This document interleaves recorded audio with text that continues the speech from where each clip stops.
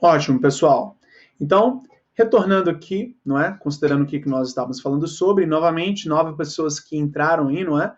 Para que vocês possam me ver com mais facilidade, é somente necessário dar 2 cliques no quadrado que você está me vendo. Caso você queira ver com mais facilidade a tela que eu estou compartilhando, é somente necessário dar 2 cliques na tela que eu estou compartilhando para assim conseguir ler, não é? Mas vejamos, o IELTS Reading, ele é um exame que é o segundo exame escrito que você faz. Então, primeiro você tem o exame IELTS Speaking, e o exame IELTS Speaking ele é feito ou em um dia diferente dos outros exames que você tem que fazer, ou ele é feito, não é, em um horário diferente. Mas sempre são, então, 2 blocos. Primeiro o exame IELTS Speaking e depois os outros. Estes outros exames são o que nós tecnicamente chamamos de exames escritos, não é? Ou seja, os exames feitos à mão, que inclui, então, o listening, reading e writing. É exatamente essa sequência que você encontrará no dia do seu exame. Primeiro você faz o listening, depois você faz o reading e depois você faz o writing. Em termos, então, de IELTS Reading, dentro de um contexto IELTS geral, ele é o segundo exame escrito que você faz. Em termos de, então, agora, estruturação interna do exame Reading em específico. Ele é um exame composto por 3 textos no acadêmico, e por entre 5 e 6 textos no General Training. Definitivamente, os 3 textos do Academic são individualmente maiores do que os textos individuais do General Training. Mas, de uma forma geral, você tem mais ou menos a mesma quantidade de palavras que você terá que ler e interpretar para responder as questões. Os tópicos do IELTS Academic são tópicos acadêmicos não técnicos, ou seja, você vai estar lendo sobre assuntos que são acadêmicos, mas que não exigem um conhecimento prévio para você estar efetivamente os compreendendo. Não é? Então, o que você terá é a capacidade, precisará é ter a capacidade de interpretar talvez um vocabulário mais sofisticado, mas não necessariamente técnico, que te exige um conhecimento técnico passado, não é? No caso do General Training, você terá tópicos cotidianos. Então, enquanto no IELTS Academic você tem tópicos que são, de fato, acadêmicos, como, por exemplo, uma pesquisa sobre a vida marinha, vida extraterrestre, dentre outras coisas girando em torno desse tipo de tópico. No IELTS General Training você vai ter textos que envolvem questões mais do dia a dia em inglês. Por exemplo, um manual de instrução, não é? Igualmente também um manual de vestimenta, não é? Para um novo empregado. Igualmente, vocês vão ter a possibilidade de estar lendo propagandas, que vocês, então, leem, interpretam, e assim têm a capacidade de depois estar respondendo as questões. Então, no General Training, são textos bem do dia a dia da vida em inglês. Não necessariamente algo que é mais sofisticado. Mas não podemos dizer que o General Training é mais fácil. Somente os textos, em particular, são mais simples, mas o exame, efetivamente, é desafiante, tem os seus desafios. Caso contrário, não seria, por exemplo, o General Training, o exame considerado no processo Express Entry para o Canadá, não é? Que é, de longe, o processo que as pessoas mais desejam, mesmo sendo o mais competitivo, e, portanto, eu tenho as minhas ressalvas com ele, não é? Mas é o processo padrão de imigração que você já sai do Brasil, por exemplo, e ir para o Canadá com a sua residência. Então, General Training é o padrão, textos mais simples, mas não necessariamente mais fáceis. Então, é muito importante termos isso em mente. Vocês têm um pequeno erro escrito 1 hora de duração, eu lhe peço desculpas por isso, mas no que diz respeito ao exame IELTS Reading, você então tem um exame de 1 hora de duração, 40 questões, 3 sessões. Então você tem 40 questões que você terá que responder no exame IELTS Reading, subdivididas em 3 sessões, que vão de 12 a 15 questões cada, totalizando-se assim, então, na soma final, 40 questões que você terá que interpretar e responder, não é? Agora, é muito importante termos uma noção aqui. Enquanto no IELTS Listening, que é o primeiro exame escrito que você faz, você tem um tempo específico de transferência, no exame IELTS Reading você não tem. O que é esse dito tempo de transferência? Quando você faz o exame IELTS Listening, você tem 30 minutos, em especial se você faz o exame à mão, você tem 30 minutos para fazer o exame efetivamente ali, à mão, escutando o áudio e respondendo as questões. E depois você vai ter 10 minutos específicos para a transferência das suas folhas de questão para as suas folhas de resposta, que é o que nós denominamos de answer sheet, não é? Então, este é o processo de transferência, pois o answer sheet é o exame que, não, desculpa, é a folha é o local onde que as suas questões serão efetivamente avaliadas e julgadas. O que você escreve nas suas folhas de questão efetivamente não importa, porque o que vai ser corrigido são as suas folhas de resposta. Então, no IELTS Listening, você tem 10 minutos para fazer a transferência da folha de questões para a folha de resposta para entregar ao examinador no final. Agora, o exame IELTS Reading não tem um tempo específico de transferência. Você vai ter os 60 minutos a 1 hora para ler os textos, interpretá-los, responder as 40 questões e ainda estar escrevendo as suas respostas no answer sheet para ter a correção acontecendo. Agora, é aqui que entra o primeiro elemento estratégico. Muitas pessoas argumentam que o ideal, então, num contexto como este, em um contexto de um exame IELTS Reading à mão, você ter as respostas sendo diretamente dadas no answer sheet, pulando, então, o processo de primeiro escrever na folha de questões para depois escrever as questões na folha de respostas. Agora, nós não sugerimos vocês fazerem este processo. Por quê?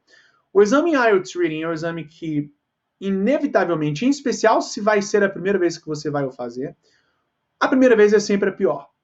E considerando o processo do exame IELTS Reading, que é tempo limitado e, portanto, você tem pressão real ali acontecendo, não é? A probabilidade de você cometer erros que ocorrem não por falta de conhecimento ou preparação, mas simplesmente devido a questões emocionais ou falta de atenção, é extremamente alta. A probabilidade é que você vai cometer esses erros. É muito importante sabermos que qualquer pessoa é capaz, na primeira tentativa no exame IELTS, obter a nota que precisa, mas nem sempre a pessoa é capaz de obter a nota que quer. Então é muito importante termos a noção de que todo mundo é capaz de obter a nota que precisa para participar no seu processo de imigração e resolver este problema de IELTS de uma vez por todas e focar a sua cabeça nas 1 milhão de outras coisas que você tem que se focar quando o assunto é imigração. Mas a nota que você deseja, esses são outros 500, não é? Então, caso você já esteja com pressão nos seus ombros, buscando perfeição, a minha sugestão é: não busque, porque a probabilidade é que você não terá, por mais que você se prepare, se você está fazendo o exame pela primeira vez.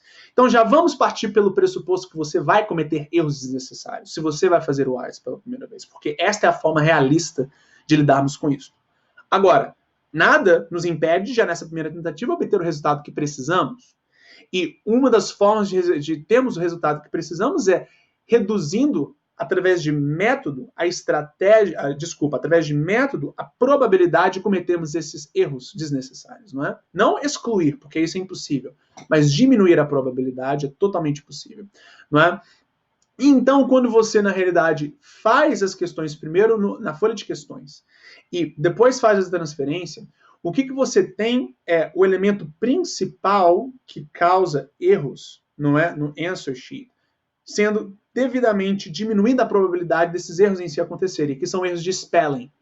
Muitas pessoas que estão devidamente preparadas e capazes e entendem, não é, as questões e as respostas, então dão respostas corretas, ainda assim têm as suas questões consideradas erradas porque elas cometem erros de spelling. E no IELTS você não tem uma dinâmica onde que existe meia questão certa, meia questão errada. Ou você tem uma questão completamente certa ou nada. Então, se você tem uma resposta que é correta, mas tem uma letra errada, a sua resposta é considerada completamente errada. Então, você precisa ficar extremamente atento com o spelling.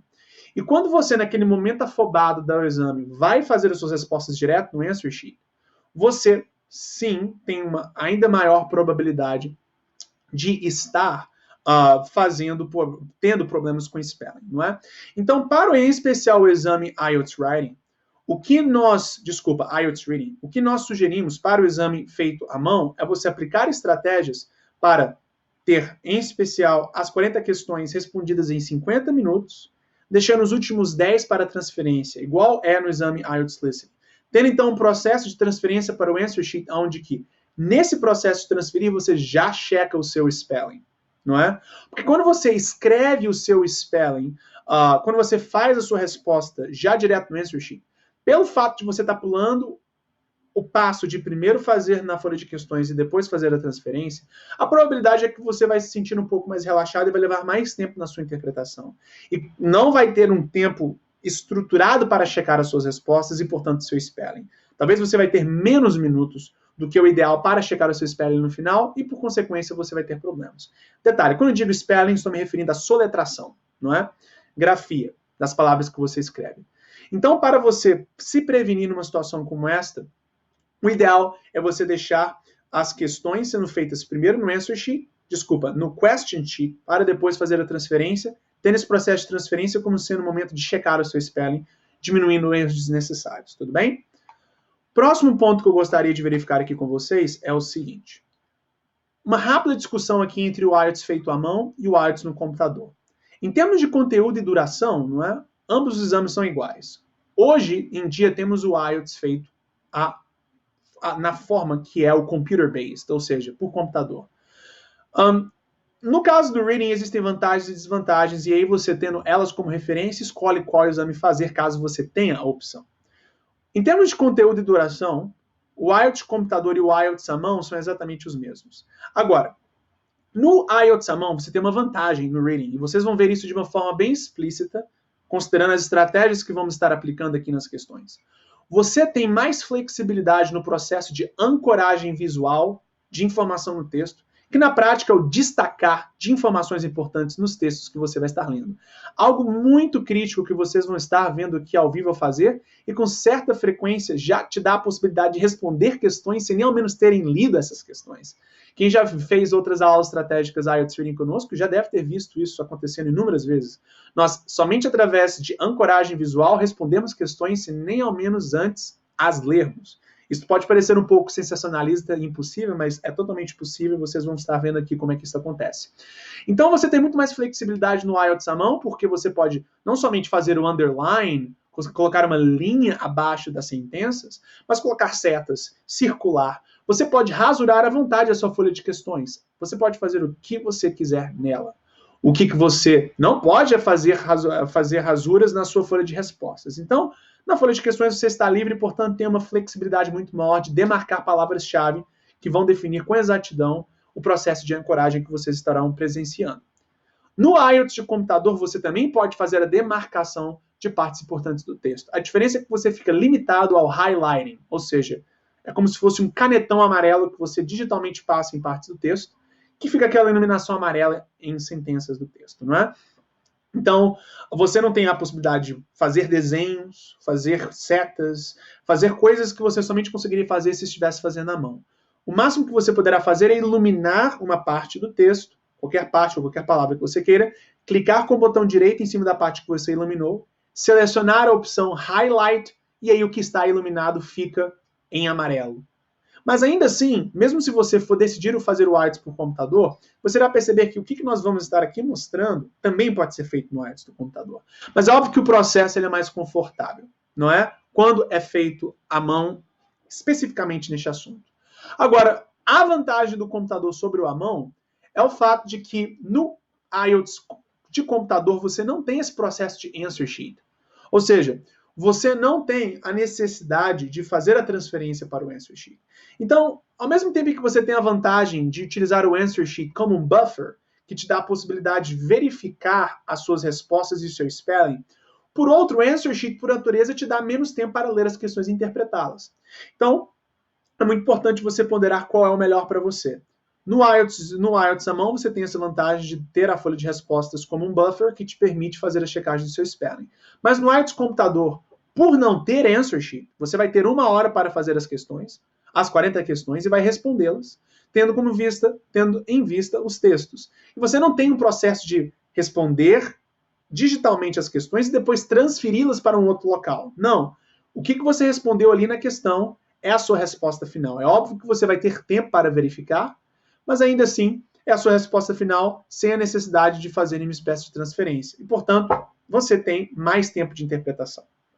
Então, é muito importante vocês verificarem os pontos positivos e negativos que eu aqui defini, e outros que vocês podem pesquisar, mas eu sinto que esses são os essenciais quando o assunto é o escopo do reading, para vocês selecionarem, caso vocês tenham a opção, qual IELTS fazer, à mão ou computador. Agora, via de regra, o que nós sugerimos é as pessoas darem preferência a fazer o IELTS de computador, porque o processo ele é mais natural, o processo ele é mais familiar para você, considerando que a maior parte de nós simplesmente faz o IELTS, vive a vida digitalmente, escrevendo, digitando mais do que escrevendo à mão. Portanto, É muito importante termos isso em mente. E a maior parte das pessoas efetivamente sente que o IELTS por computador é mais fácil. Não porque o exame em si é mais simples, mas é porque o ambiente é mais familiar, não é? Mas então ficam essas ponderações com relação ao IELTS. Então, abrangemos aqui onde que o IELTS se encontra no contexto macro do IELTS como um todo, onde que o IELTS Reading se encontra no contexto macro do IELTS como um todo.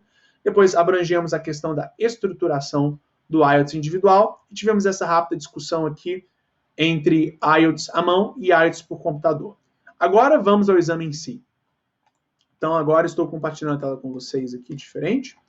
E aqui então vocês têm aqui aberto neste editor aqui o mesmo documento que foi enviado a vocês, o documento PDF, onde que nós vamos estar trabalhando com essas questões deste texto, Right and Left-Handedness in Humans, não é? Então, vamos lá. A primeira coisa que é um elemento estratégico a todos aplicarem é o que nós denominamos de estar dando mais preferência a fazer textos acadêmicos, mesmo se você vai fazer o General Training quando o assunto é o Reading. A nossa sugestão final é que você se prepare para o IELTS General Training como se você estivesse se preparando para o IELTS Academic. Independente se você vem ou não fazer o IELTS Academic, considerando em especial o Reading. Por quê? Os tipos de questão que você tem no IELTS Reading e o IELTS Academic são praticamente iguais. As diferenças são mínimas. O que muda são os níveis de texto. E definitivamente os níveis, não é, de texto que você encontra no IELTS Academic são mais sofisticados. Portanto, quando você se nivela por cima e tem uma prática mais voltada para o acadêmico quando o assunto é o Reading, quando você chega no General Training, você sente que é extremamente fácil. Ou pelo menos muito mais fácil do que você está acostumado. A gente percebe isso a partir dos nossos IELTS Assignments. A cada 5 IELTS Assignments que a gente tem, 4 são Academic e 1 é General Training. E todos fazem independente de qual exame vão estar fazendo. Aí eles fazem, aí nos dias onde que temos General Training, a coordenação recebe mensagens. Nossa, o último IELTS Assignment foi tão fácil. Você tem certeza que isso é um exame IELTS? Nossa, foi tudo muito simples. Eu respondi tudo tão rápido. Tem certeza que isso é o IELTS? É o IELTS General Training. Você já está acostumado com um nível de texto muito superior. Agora você depois vai para o General Training, se nivelando por cima, tendo então um processo bem mais simples. Então a minha sugestão é, a cada 4 simulados que você faça IELTS Reading, busque fazer 3 Academic e 1 General Training, mesmo se você vai fazer o General Training. Porque os tipos de questão são em essência os mesmos. O que muda é o nível de texto.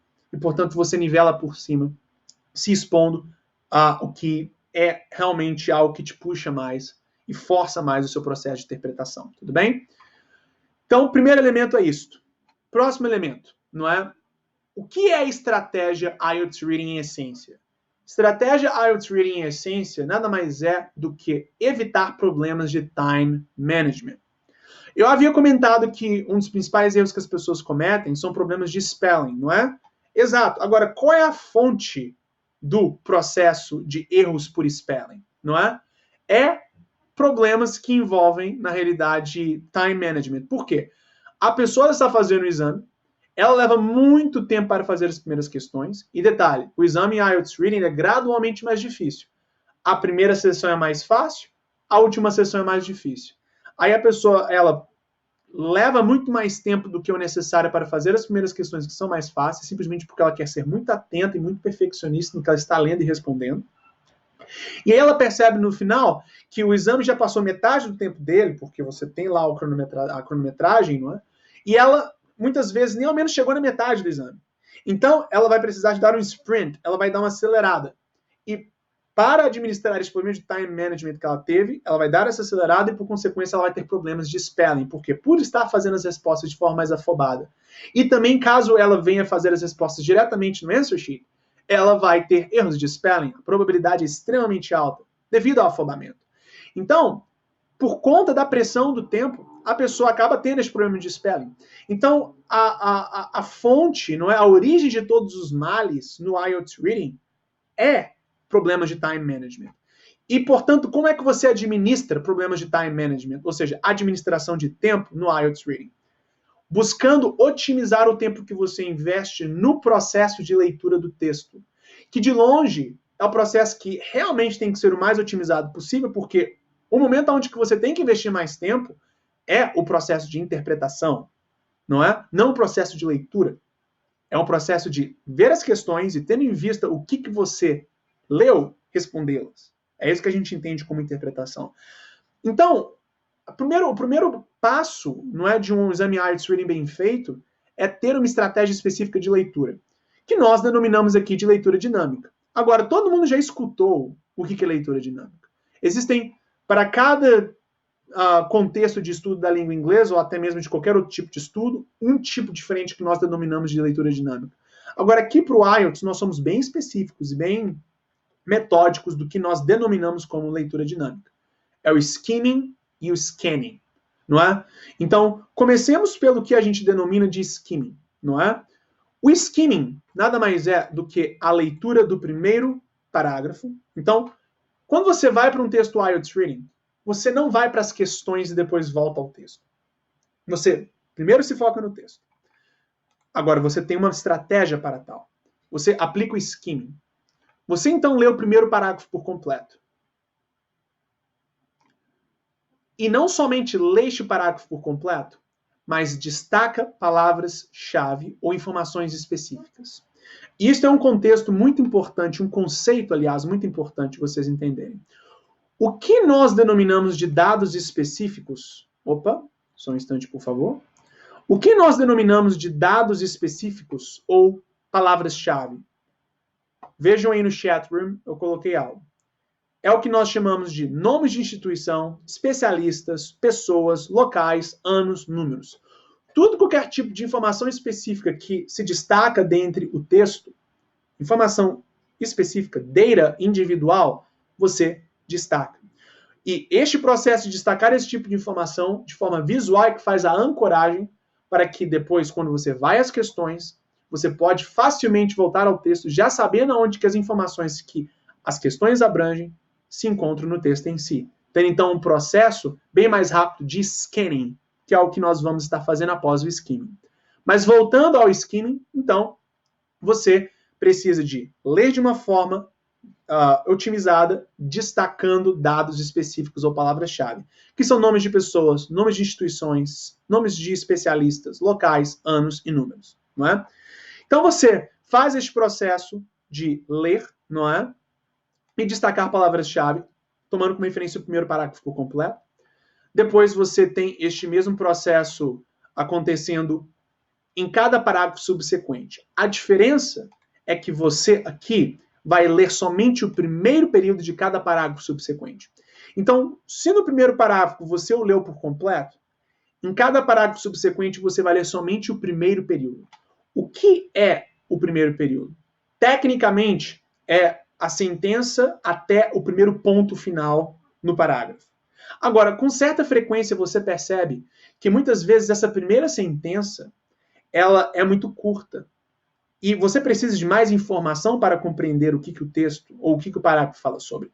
Portanto, quando você tem uma primeira sentença muito curta, é de boa prática você ter uma leitura de mais uns 2 ou 3 períodos, não é? Então, você realmente ler nos primeiros 2 a 3 períodos do parágrafo para você, de fato, ter uma noção sobre o que o parágrafo está falando sobre, sem ter a necessidade de o ler por completo. Somente estão lendo o primeiro período ou os primeiros períodos ali, não o parágrafo por completo.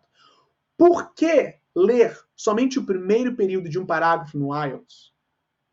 Serve para você ter a referência prática sobre o que o parágrafo fala sobre.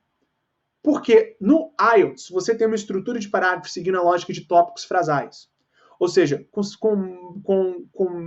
muitíssima frequência, a real probabilidade é que você vai ter as primeiras linhas de um parágrafo sendo a essência do que ele está falando. E as próximas linhas, até o final dele, sendo um aprofundar do que o primeiro período está falando sobre. Então, no final das contas, você tem um processo que, pelo fato do parágrafo ser estruturado seguindo a lógica de tópico frasal, você não precisa de ler o parágrafo por completo para ter uma ideia prática e real sobre o que ele fala sobre. Então, é exatamente por isso que o processo de skimming envolve você ler o primeiro parágrafo por completo, mas depois todo o parágrafo subsequente até o último, você lê somente o primeiro período. Também fazendo o processo de destaque de palavras-chave, que eu vou depois mostrar. Então você lê o primeiro período do segundo parágrafo, do terceiro, do quarto, do quinto, e assim por diante até chegar o último. Deixa eu somente aqui apagar algo da aula passada. Esse processo de destaque, como vocês estão vendo aqui, eu já tinha feito. Deixa eu somente apagá-los para nós fazermos do zero aqui para vocês verem. Um instante. Ótimo. Então, como vocês na realidade então veem, nós vamos seguindo assim, até chegar no último parágrafo que nós o lemos por completo também. Então, efetivamente, os parágrafos que você lê por completo são sempre o primeiro e o último. Os parágrafos entre o primeiro e o último são sempre parágrafos que você lê o primeiro período. Assim, então, no final das contas, tendo uma noção real do que não somente o que o texto como um todo fala, mas também o que cada um dos parágrafos fala, sem nem ao menos ter tido que ler o texto por completo. Assim, você tem duas coisas sendo resolvidas. Primeiro, você tem a leitura mais otimizada que nós queremos. E segundo, você evita o desperdício de tempo, onde que você tem textos que não têm as suas questões abrangendo estes textos por completo. Porque isso acontece com real frequência.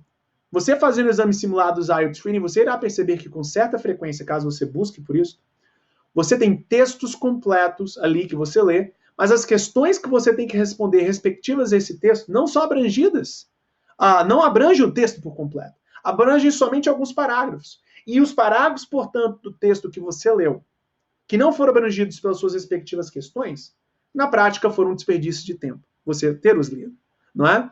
Então, o que você faz não é deixar de ler partes inteiras do texto, é somente ler o minimamente necessário para você ir bem informado das questões. Então, assim, você o faz e depois efetivamente vai às questões. Chegando às questões, é aí o processo de scanning, que é o processo de você, tendo em vista as questões que você tem em mãos, não é? Retornar ao texto que já está todo ancorado, com os destaques de palavras-chave, não é?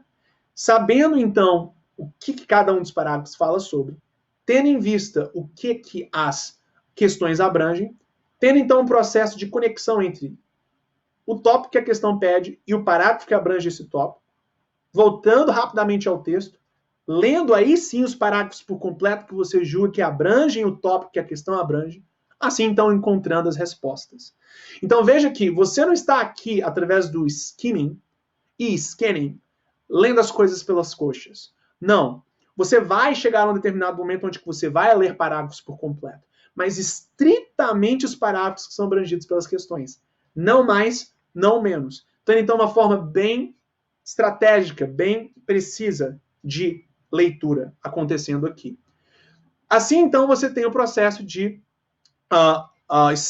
scanning acontecendo, não é? Então, você tem o skimming e você tem o scanning. Tudo bem? Então, vamos então à prática deste processo para vocês verem com exatidão como é que ele se dá. Então, vamos ao começo do texto, não é? Vocês vão ver que eu, óbvio, vou levar bem mais tempo do que 20 minutos, não é? Para estar fazendo isso com vocês, pois eu vou estar comentando cada um dos passos. Mas esse processo que vocês vão estar me vendo fazendo aqui ao longo desta aula, ele é feito por você em 20 minutos. Porque cada sessão do exame é para ser feita em 20 minutos. Considerando que temos 3 sessões e o exame tem 1 hora, cada, então, sessão é 20 minutos. 20 vezes 3, 60. Tudo bem? Então, pessoal, vamos lá. Primeiro texto, o texto que temos em mãos, não é? Então, começamos com o processo de ancoragem. Primeiro parágrafo, lemos ele por completo. Então, vamos destacar o bendito aqui. Why do humans, virtually alone among all animal species, display a distinct left and right-handedness? Not even our closest relatives among the apes possess such a decided lateral asymmetry, as psychologists call it. Yet about 90% of every human being. Então agora nós estamos começando a ver aquelas informações específicas que nós aqui abrangemos anteriormente na explicação. 90%. Então destacamos, não é? Of every human being population that has ever lived appears to have been right-handed. Professor Brian Turner at Deakin University has studied the research literature of left-handedness and found that handedness goes with sideness. So 9 out of 10 people are right-handed and 8 are right-footed. He noted that this distinctive asymmetry in the human population is itself systematic. Humans think in categories, black and white, up and down, left and right. It is a system of signs that enables us to categorize phenomena that are essentially ambiguous. Então, vejamos, li o primeiro parágrafo por completo e destaquei informação específica. O que é informação específica? Números, nomes, locais. Agora, vamos para o próximo parágrafo. O que nós fazemos? Lemos o primeiro período. Agora, aqui temos a dinâmica que eu expliquei anteriormente. O primeiro período aqui é muito curto, ele para no primeiro ponto aqui na segunda linha. Então, é interessante nós lermos mais algumas linhas até o próximo ponto, para assim termos uma informação mais precisa sobre o que diabos esse parágrafo fala sobre. Então, esse primeiro período ele não pararia em handedness, mas idealmente ele pararia talvez nesse left-handed aqui, não é o segundo ponto final. Então, continuemos a leitura, mas lendo somente o primeiro período abrangido neste parágrafo. Research has shown that there is a genetic or inherited element to handedness. But while left-handedness tends to run in families, neither left nor right-handers will automatically produce offspring with the same handedness. In fact, about 6%, números, ancoragem, of children with two right-handed parents will be left-handed. Agora vem um pulo do gato. Veja, a sugestão é, não leia além do primeiro período, porque é desnecessário, não é? Exato. Mas, ainda assim, temos um tanto de informação específica desta parte do texto que nós não vamos ler neste parágrafo, que seria crítico nós destacarmos para fazermos a ancoragem visual e, assim, irmos para as questões e depois voltarmos com muito mais facilidade às partes dos textos que abrangem os tópicos que as questões abrangem e, assim, achamos as respostas com bem mais facilidade. Então, o que nós fazemos aqui nas partes dos parágrafos que não lemos após ler o primeiro período? Não lemos estas partes para assimilação. Lemos para identificação de palavras-chave. Então, a partir desse however, até o final deste parágrafo, eu vou estar escaneando o texto, não lendo para assimilação, para interpretação, mas buscando informação específica, simplesmente para destacar. Então, a partir do however, o que eu faço? Ok, não estou lendo, tá? Eu estou buscando palavra-chave. 40%, 15 to 20%. Eu não tenho a menor ideia do que esses números estão falando, porque eu não estou lendo. Eu somente estou destacando. 6 pairs e perfeito. Então, eu destaco informação específica dentro e fora do período que eu leio. A diferença é que o período que eu leio para assimilação. O que está fora, eu simplesmente destaco palavras-chave sem buscar assimilar. Simplesmente para destacar palavras-chave, que me serão muito úteis nos momentos das questões, e aí vocês vão ver o porquê. Próximo parágrafo. Aqui, o primeiro período é explícito, ele tem 3 linhas, então dá para a gente ler sem problemas. What then makes people left-handed if it is not simply genetic? Other factors must be at work and researchers have turned to the brain for clues. Paramos então no primeiro período. Mas agora sabemos que temos todo este corpo de texto aqui que tem palavras específicas, informações específicas, palavras-chave que eu posso destacar, sem estar lendo para assimilação. Então temos aqui 1860, Dr. Paul Broca, 95%, 30%. Então, olha o outro 5% aqui. Tem mais alguma coisa? Não. Vamos destacar aqui psychologist também aqui, porque isso é uma informação específica. Excelente. Então, li o primeiro período desse próximo parágrafo, destaquei palavras-chave dentro e fora. A maior parte das palavras-chave que eu destaquei fora, aliás, a maior parte das palavras-chave que eu destaquei neste parágrafo em particular, diga de passagem, estão fora do primeiro período que eu li para assimilação. Mas, perfeito. Próximo período, próximo parágrafo, vem daqui até este ponto. Então, temos aqui já no primeiro período informação específica. Dr. Brinkman, a brain researcher at the Australian National University in Canberra, has suggested that the evolution of speech went with right-handed preference. Parei o primeiro período. Restante, não leio para assimilação, simplesmente destaco palavras-chave que podem servir para ancoragem. Brinkman aqui, Brinkman lá. O que mais? Mais nada. Perfeito. É muito fácil, você às vezes pode estar perguntando, nossa, eu preciso de uma habilidade para identificar palavras-chave sem nem ao menos ler para assimilação? Não mesmo, porque essas palavras-chave que eu estou destacando, como você mesmo vê, elas se destacam esteticamente do restante do texto. Um nome próprio tem a primeira letra maiúscula. Um número é um número no meio de letras. Uma data tem uma formatação específica. Então é muito fácil você destacar palavras-chave de dentro de um texto normal, sem ao menos estar lendo este texto para assimilação. E é isso que estou fazendo aqui. Isso daqui não é nenhuma espécie de habilidade especial que eu tenho. Qualquer um consegue fazer isso. Próximo parágrafo, primeiro período. In her studies, indo até o... vejamos aqui, eu acho que vai até o or the other, este ponto aqui. Então vejamos. Destacando então aqui o primeiro período. In her studies of macaque monkeys, informação específica, Brinkman has noticed that monkeys, seem to learn hand preference from their mother in the first year of life, but this could be one hand or the other. Parei aqui no primeiro período, mas continuei buscando informação específica. Vamos ver se eu encontro alguma coisa. Brinkman aqui novamente. E pronto. Próximo parágrafo. Primeiro período, até o primeiro ponto. Two American researchers, Ginwind e Galaberda, studied the brains of human embryos and discovered that the left-righted asymmetry exists before birth. Então, aqui já destaquei várias palavras-chave dentro do que eu li para assimilação. De restante, neste mesmo parágrafo, não leio para assimilação, simplesmente busco informação específica. Então, vejamos. Temos aqui Greenwich and Galaberda. Mais nada aqui. Mais nada aqui. Então, as únicas informações específicas que eu destaquei fora do primeiro período deste parágrafo em particular foram novamente Greshwind e Galaberda. Então, vamos agora ao último parágrafo. Veja que interessante. Li o primeiro parágrafo por completo. Li o primeiro período de cada parágrafo subsequente. E vou ler o último parágrafo por completo também.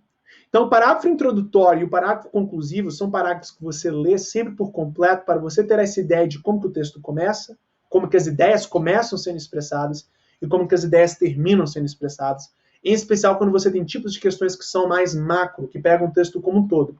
Como vocês vão ver aqui, em especial nesta última questão aqui, da questão 12. Não é? Então você precisa de ter essa visão macro do texto, mesmo lendo somente partes dele. E você faz isso lendo o primeiro e último parágrafo por completo. Então vamos lá. Independente se estou lendo o primeiro período somente ou o primeiro parágrafo, independente se estou lendo somente o primeiro período ou o parágrafo por completo, eu estou sempre destacando palavras-chave. Então continuamos. The results of this research may be some consolation to left-handers who have for centuries lived in a world designed to suit right-handed people. However, what is alarming, according to Mr. Charles Moore, a writer and journalist, is the way the word right reinforces its own virtue. Subliminally, he says, language tells people to think that anything on the right can be trusted, while anything on the left is dangerous and even sinister. We speak of left-handed compliments, and according to Moore... Desculpe, espirrei. Continuando.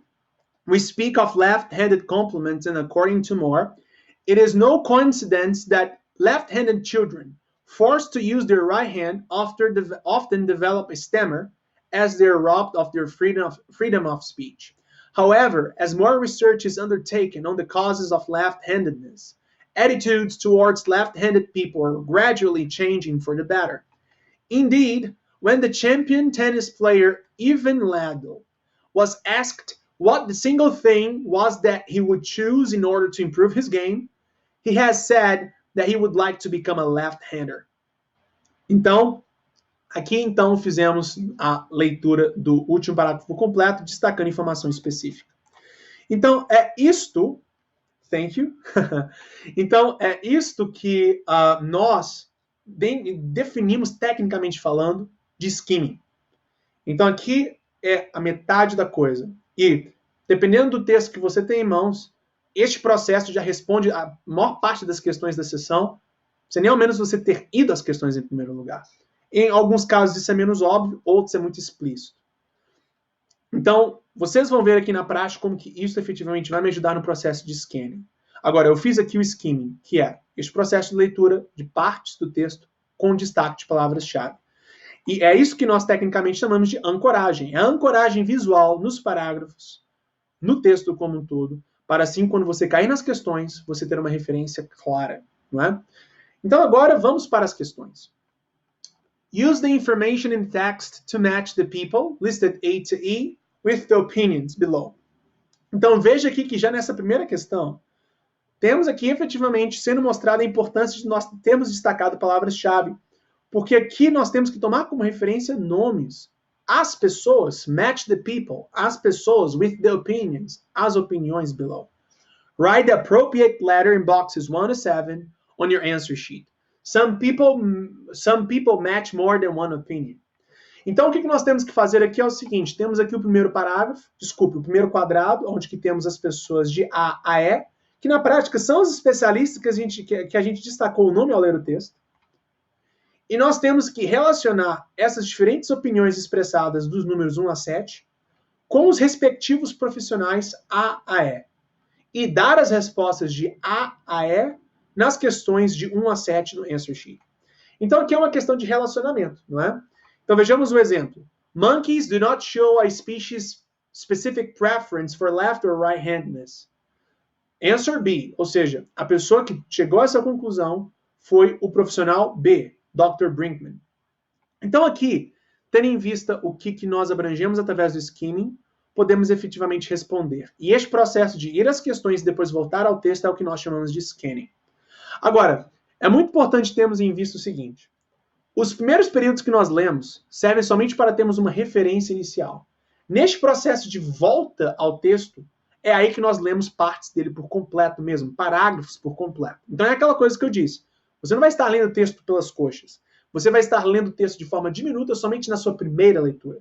Porque é somente depois de você ir às questões e voltar ao texto é que você vai fazer uma leitura mais completa, mas só no que é especificamente exigido pelas questões. Não mais, não menos, evitando problemas de desperdício de tempo.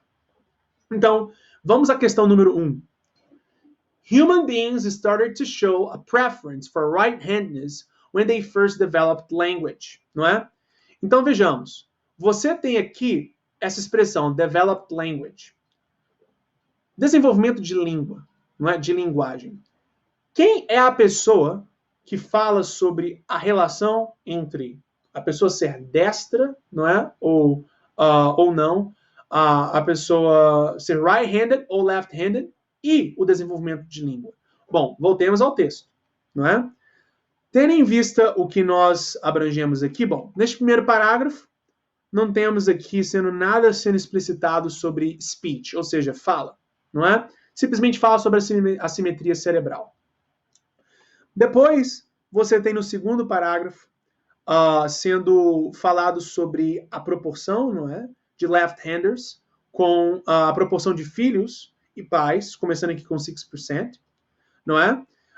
Temos aqui as porcentagens, então a princípio também não temos nada sendo falado sobre speech, não é? Nada sendo falado sobre fala, não é? Como podemos ver aqui, não é? Terceiro parágrafo, temos aqui sendo expressado sobre o Dr. Paul Broca. Nesse terceiro parágrafo temos aqui a relação entre o que nós temos aqui, não é? Entre a relação entre stroke, já estamos aqui então falando de derrame cerebral, e as consequências disso para pessoas que são left-handed ou right-handed. Mas aqui já começamos a ter coisas sendo faladas, não é? Sobre language. Vejamos. Psychologists now believe that among right-handed people, probably 95% have their language center in the left hemisphere. Left-handers, however, do not show the reverse pattern, but instead majority have their language in the left hemisphere. Então, aqui começa a falar sobre linguagem, mas ainda não é exatamente o que a primeira sentença fala, que é efetivamente a preferência, não é? Started to show a preference for right-handedness when they first developed language. Ou seja, o momento onde que você ser right or left-handed é escolhido por você. Aqui então está falando que isso acontece quando você começa a desenvolver linguagem. Este parágrafo em particular não fala nada sobre isso. Então, voltando aqui, não é?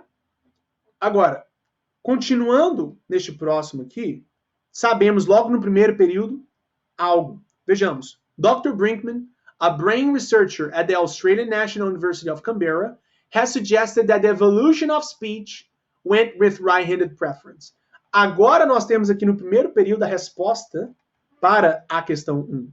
Aqui está sendo dito, human beings started to show a preference for right-handed when they first developed language. Ou seja, seres humanos começaram a mostrar preferência para serem right-handed quando eles começaram a desenvolver linguagem.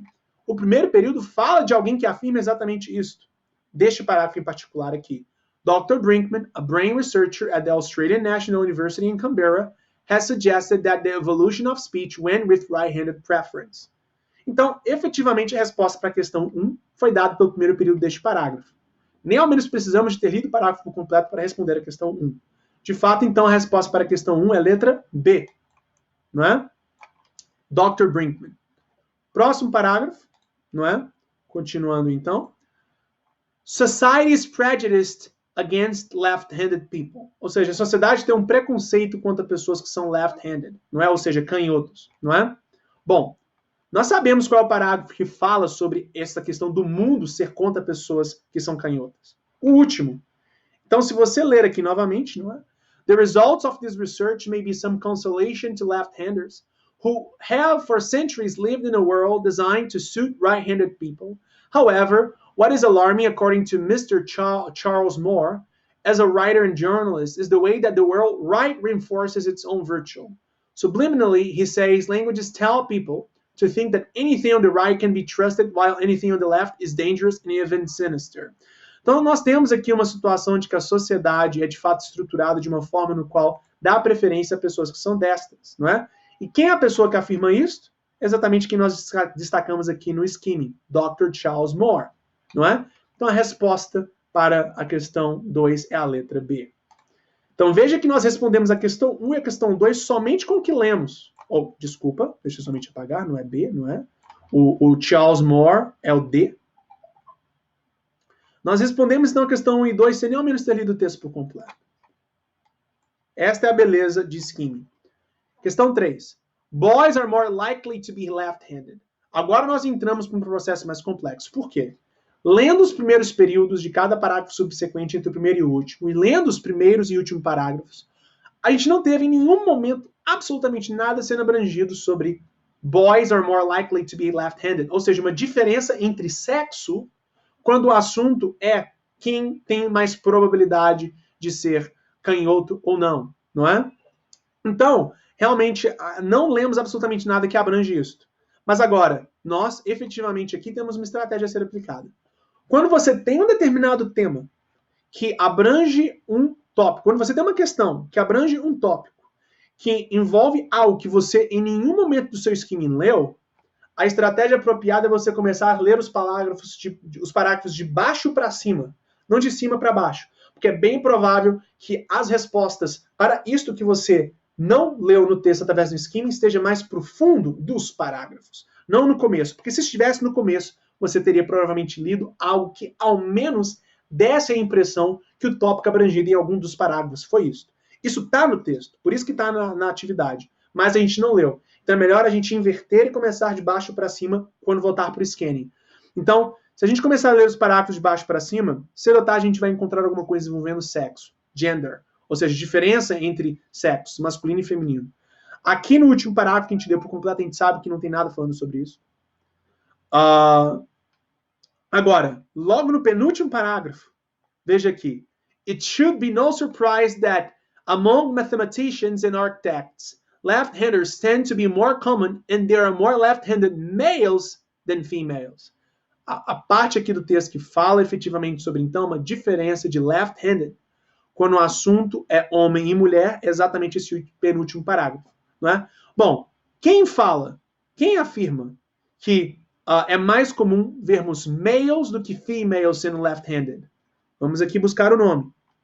É exatamente o nome que destacamos aqui. Jeswind e Galaburda. Esse grupo aqui, essa dupla de researchers. Letra C. Então, a resposta para a questão 3 é a letra C. Veja que, novamente, eu estou seguindo coisas e encontrando respostas considerando coisas que eu já destaquei. Não é? Não precisando de reinventar a roda, ler o texto por completo, dar o tiro para o alto até achar alguma coisa. Não. Aqui eu estou fazendo a resposta de uma forma altamente otimizada, sem desperdício de tempo. Questão 4. After stroke, left-handed people recover their speech more quickly than right-handed people. Então, aqui, depois de um derrame, pessoas left-handed se recuperam mais rápido que pessoas right-handed. Ok, nós já tínhamos lido aqui coisas envolvendo stroke. A primeira parte onde que nós abrangimos coisas envolvendo stroke foi aqui esse Dr. Paul Broca. Então vamos ler novamente. In the 1860s, the French surgeon and anthropologist Dr. Paul Broca made the remarkable finding that patients who had lost their powers of speech as a result of stroke, a blood clot in the brain, had paralysis of the right half of their body.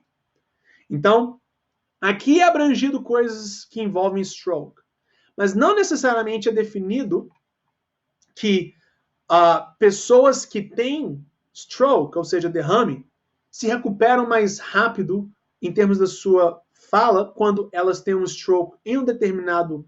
Mais uma vez, não é definido neste parágrafo que pessoas que têm stroke e são left-handed se recuperam em termos de fala mais rápido que pessoas que são right-handed.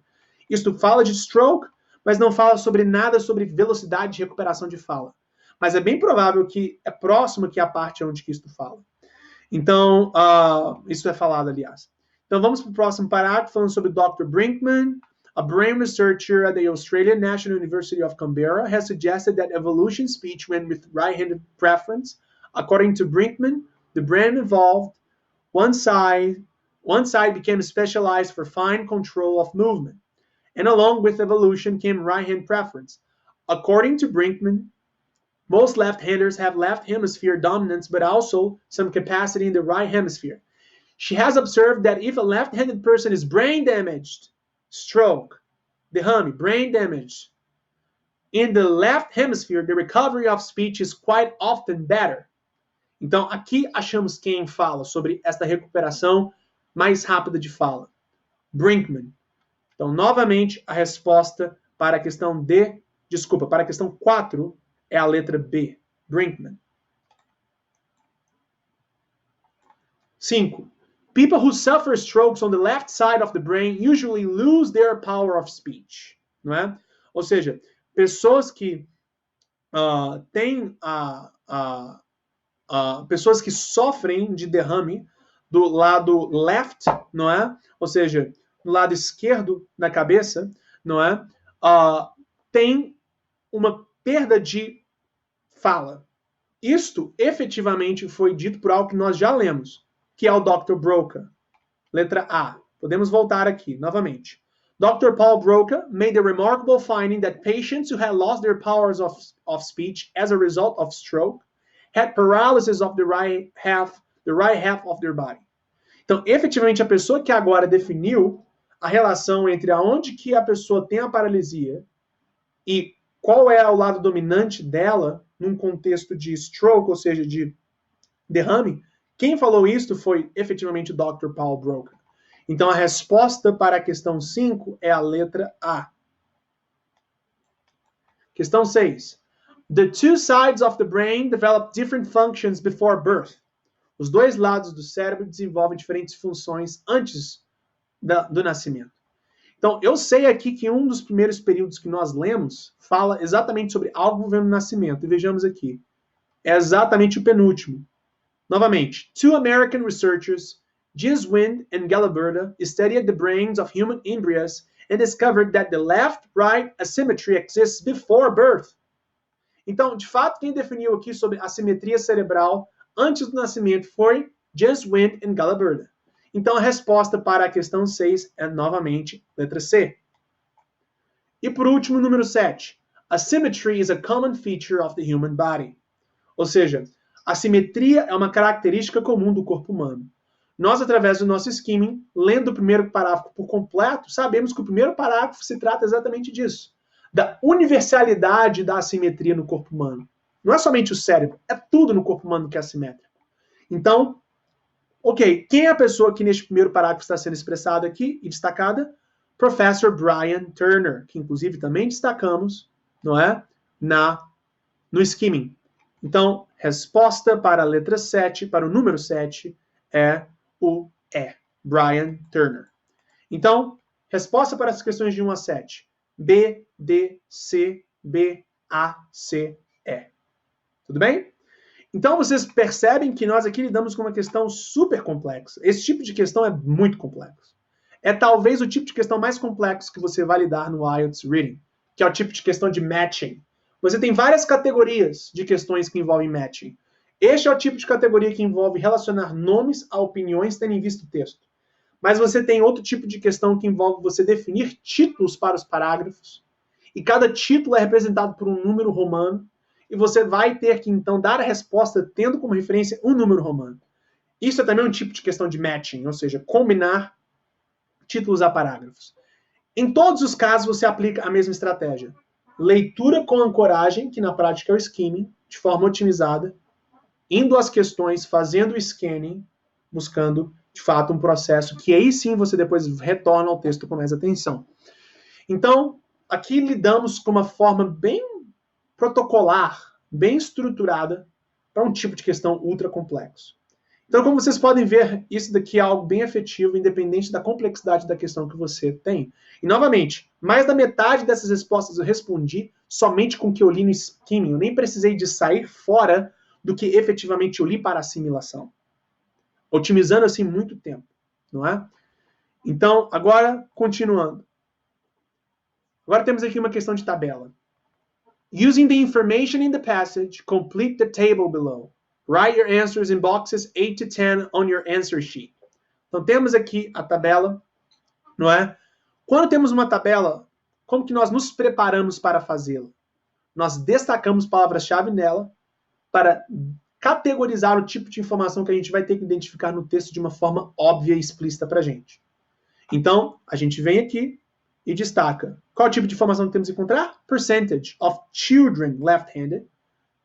One parent left-handed, one parent right-handed.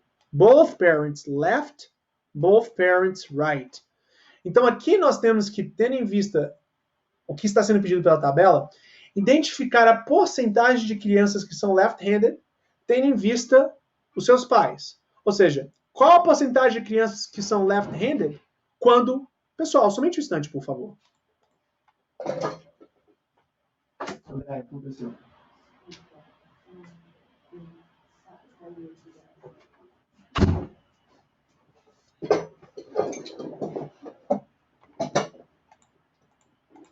Ok, pessoal? Retornei. Então, voltando aqui. O que nós estamos aqui, então, tendo que de buscar, não é? É realmente identificar, por exemplo, qual é a porcentagem de crianças left-handed que advém de pais que são um que é left-handed e o outro que é right-handed, ambos que são left-handed ou ambos que são right-handed. Agora, vejamos. É aqui que entra a mágica do destacar de palavras-chave, mesmo com partes do texto que você não leu para assimilação. Nós sabemos qual é a parte do texto que fala sobre porcentagem, sem nem ao menos termos lido. Nós, então, voltamos a ela. Onde que ela está? Logo aqui, no segundo parágrafo. Lembra que eu destaquei essas porcentagens aqui sem nem ao menos saber o que elas falavam sobre? É agora que eu volto nelas e leio para assimilação. Então vejamos aqui. Primeiro período, vamos ler o parágrafo por completo, porque sabemos que este parágrafo fala sobre tudo. Research has shown that there is a genetic or inherent element to handedness. But while left-handedness tends to run in families, neither left nor right-handers will automatically produce offspring with the same handedness. In fact, about 6% of children with the two right-handed parents will be left-handed. Então já temos aqui a resposta para ambos os pais, não é? Que são left-handed, que são right-handed. Então, right-handed parents, two right-handed parents, 6% são left-handed. Então, vamos aqui, qual é a resposta aqui? Vejamos. Voltamos aqui novamente ao texto. Ambos são o quê? Ambos são two parents, mais uma vez, with two right-handed. Então, quando ambos os pais são right-handed, temos 6%. Então, voltamos aqui. Right-handed, 10, 6%. Continuando a leitura. Okay. However, among two left-handed parents, perhaps 40% of the children will be also left-handed. Então, quando nós temos dois left-handed parents, ou seja, quando ambos os pais são left-handed, 40% das crianças vão ser left-handed. Então vamos aqui novamente ao ambos os pais left-handed, 40%. Veja que tudo bate. O que eu estou destacando aqui, o que eu destaquei, tudo bate com o que eu estou encontrando no texto. E fiz isso sem nem ao menos ter lido a parte do texto que agora eu estou lendo. Então, esta é a estratégia. Continuando o texto. With one right and one left-handed parent, 50 to 20% of the offspring will be left-handed. Então agora encontramos aqui o final, em que inclusive já tínhamos destacado 15 a 20. 15 to 20%. Então a resposta para o 8 é 15 to 20%. Desculpe pela péssima letra, eu estou na realidade usando aqui o mouse, né? 15 to 20%. Então, são essas as respostas da questão 8 à questão 9. 15 to 20%, 40% e 6%. Tudo bem? Agora vamos finalmente à questão de 11 a 12. Agora aqui nós temos uma dinâmica onde que nós temos que sermos realmente atentos. Por quê? Temos a tendência de primeiro ler as instruções, depois ler o enunciado, depois ler as opções, para só depois voltar ao texto. A minha sugestão é, caso você tenha um tipo de questão que já tenha no enunciado palavras-chave que vão te dar referência para qual parágrafo que as respostas para esta questão vão estar, por favor, não leia as opções. Destaque a palavra-chave, volte no texto para a parte que a palavra-chave que tem no enunciado está sendo abrangida, e só depois de ler o parágrafo e estar o mais bem informado possível é que você volta à questão e vê as opções e assim a destaca. Qual é a opção correta? Por quê? Quando você verifica as questões antes de ir para o texto, primeiro, é um desperdício de tempo. É inseguro você estar fazendo isso, não é muito bom. Você vai estar, de fato, respondendo questões, considerando um texto que você leu há vários minutos atrás. Não, é interessante você checar o texto novamente, somente para se garantir. E já que você já vai ter que voltar direto para o texto, por que gastar o seu tempo, alguns segundos preciosos, porque isto vai adicionando, não é? A coisa é acumulativa. Por que você vai gastar alguns segundos lendo as opções, sendo que você vai voltar para o texto de uma forma geral? Então, é um desperdício de tempo.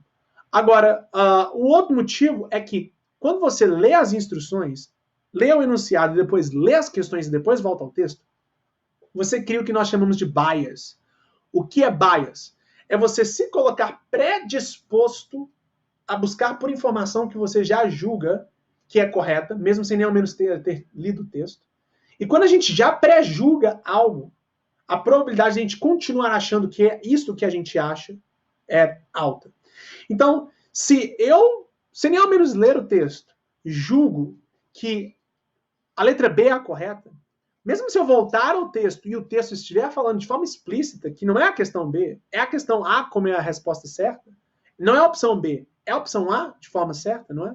A probabilidade é que eu vou continuar pensando que é a B, porque eu criei esse preconceito, é o bias.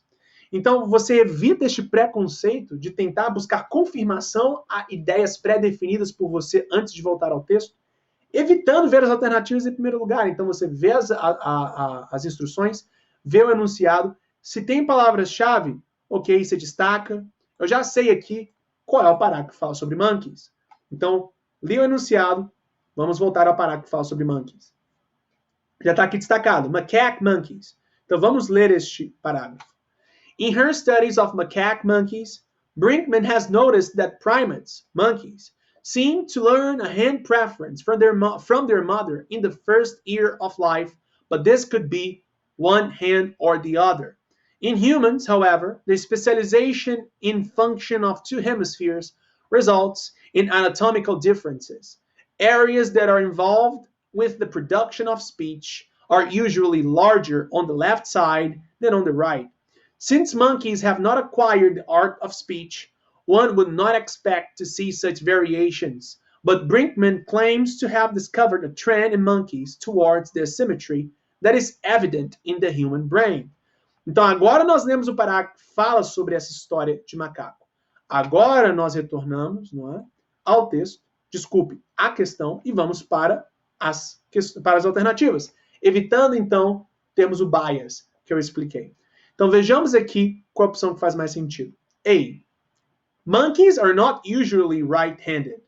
Bom, o texto não fala sobre qual é efetivamente o tipo mais frequente de dominância em um macaco, se é mais para o lado esquerdo ou direito. Ele simplesmente fala que o cérebro do macaco, como o do humano, tem assimetria. Um lado é mais desenvolvido do que o outro.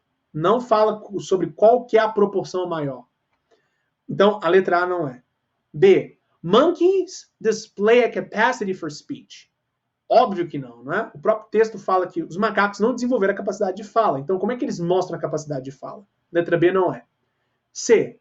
Monkey brains are smaller than human brains. Bom, aqui estamos começando a ver coisas que foram de fato ditas. Mas, novamente, não é dito no texto que cérebros de macacos são menores do que os cérebros humanos. Ao mesmo tempo que isso pode ser verdade, o texto não fala sobre isso. O que o texto fala é que nos humanos, as partes do cérebro que são dominantes no humano são maiores do que as partes no humano que não são dominantes.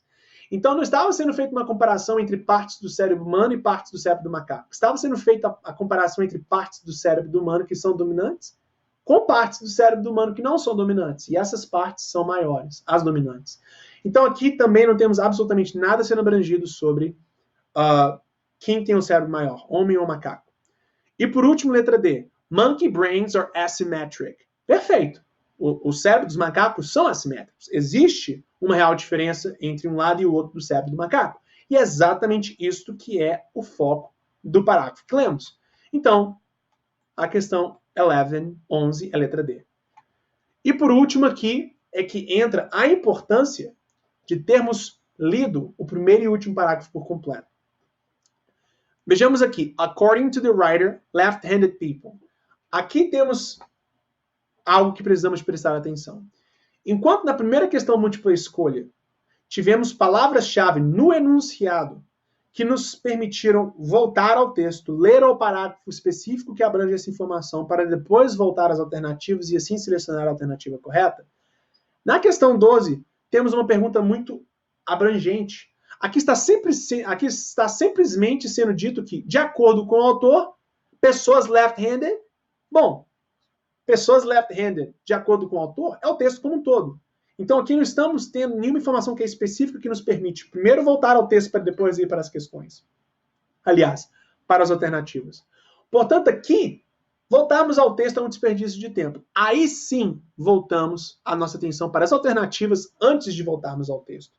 E aqui, com bastante frequência, nem ao menos voltamos ao texto em primeiro lugar. Mas, vejamos. According to the writer, left-handed people, A, will often develop a stammer. Bom, no último parágrafo foi dito que pessoas que são left-handed vão desenvolver o stammer, ou seja, gaguejar, elas gaguejam. Mas não é dito que, por natureza, quem é left-handed tende a ser alguém gago. O que é dito é que pessoas que são left-handed e são forçadas a escrever com right-handed, ou seja, pessoas canhotas, mas que são forçadas a escreverem de uma forma destra, tendem a desenvolver o stammer. Então não é toda pessoa que é canhota que vai ficar gaga. É quem é canhoto e que se força a escrever como destro é que tendem a gerar gagueira. Não é? Então, é muito importante a gente ficar atento com relação a isso. Então, letra A não é. B. Have undergone hardship for years. De fato, o texto fala sobre isso, né? Pessoas que são left-handed lidam com vários problemas no mundo que é feito para pessoas que são destras. Então, a letra B tem uma possibilidade. Letra C. Are untrustworthy. Ou seja, são pessoas não confiáveis. Bom, o texto não fala que pessoas canhotas não são confiáveis. Ele fala que a língua tende a passar a ideia de maior confiança para palavras que começam com right do que palavras que começam com left. Não que pessoas que são canhotas não são confiáveis. Então, letra C também não é. E por último, letra D. Are good tennis players. Ou seja, são boas tennis players, não é? Definitivamente aqui, o texto fala sobre essa questão de pessoas que são left-handed e também pessoas que são good tennis player, Mas o que na realidade é falado é que, na opinião individual de, inclusive, essa pessoa que a gente destacou aqui, que é o tenista profissional, Ivan Lendl, na opinião individual dele, ele disse que, caso ele pudesse escolher alguma coisa que melhoraria o jogo dele, ele escolheria se tornar um canhoto, left-hander. Agora, não é afirmado pelo texto, por parte do autor, que toda pessoa que é canhota é uma boa jogadora de tênis. Portanto, a letra D também não é opção. Então, a única que nós temos, então, por exclusão, é a B. E veja que, inclusive, tudo que está aqui foi abrangido pelo último parágrafo, que nós lemos por completo. Todas essas opções aqui são, na realidade, uma reflexão do que foi dito no último parágrafo. Então, estamos aqui lidando com coisas que sabemos, efetivamente, dado o fato de que nós lemos o texto. Então, essas são as respostas para as duas últimas questões, D e B.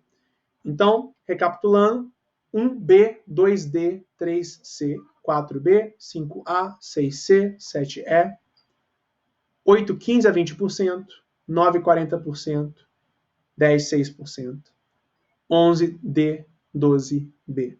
Assim, então, finalizando a sessão IELTS Reading, não é? Deixando bem claro que o que nós levamos aqui, 1 hora e 20 minutos, você faz em 20 minutos no exame real.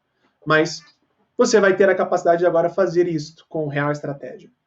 Não vai ser na primeira vez que você vai fazer isso de forma correta, mas à medida em que você vai aplicando com precisão e consistência isto, simulado após simulado, IELTS assignment após IELTS assignment, você vai ver uma diferença substancial do nível de acerto que você vai ter nas suas respostas. E, novamente, sem problemas de time management, economizando tempo, tendo um processo muito mais fluido, com muito mais respeito ao seu tempo. Não criando, então, problemas de spelling no final, porque você não vai ter ali tanto afobamento. Evitando, então, todos os problemas que nós inicialmente havíamos especificado no começo da nossa aula. Tudo bem? Então, pessoal, muito obrigado por ter assistido essa aula. Eu sinto que nós estamos completamente, então, aqui finalizados. Eu vou entrar em contato individualmente com cada um de vocês para perguntar se vocês têm alguma dúvida. Mas, caso vocês não tenham nenhuma dúvida a ser destacadas aqui no chatroom, eu sinto que nós estamos aqui, então, completamente finalizados, seguindo no tempo normal de uma aula, nessa sexta-feira à noite. Tudo bem?